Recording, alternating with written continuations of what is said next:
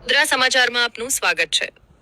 ગોધરા શહેર B division પોલીસને મળેલી ખાનગી બાતમીના આધારે ઈદગાહ મોહલ્લા કુવા પાસે રેડ પાડી, ત્યારે ત્યાં ગૌમાંસનું વેચાણ અને કટિંગ કરવાની પ્રવૃત્તિ ચાલી રહી હતી। આ કાર્યવાહી દરમિયાન પોલીસે સ્થળ પરથી આરોપી નંબર 1 મકસુદાબેન શૌકતને ઝડપી લીધી હતી। જોકે પોલીસની હાજરી જોઈને મુખ્ય સૂત્રધાર ગણાતા અન્ય 3 શખ્સો ભાગવામાં સફળ રહ્યા હતા। પોલીસે ઘટના સ્થળેથી ગૌમાંસ, સાધનો અને અન્ય સામગ્રી મળી કુલ 99,370 રૂપિયાનો મુદ્દામાલ કબજે કર્યો છે।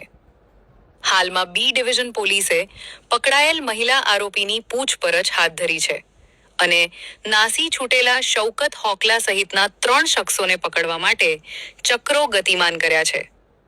આ મામલે પશુ સંરક્ષણ ધારા હેઠળ ગુનો નોંધી આગળની કાયદેસરની કાર્યવાહી શરૂ કરવામાં આવી છે।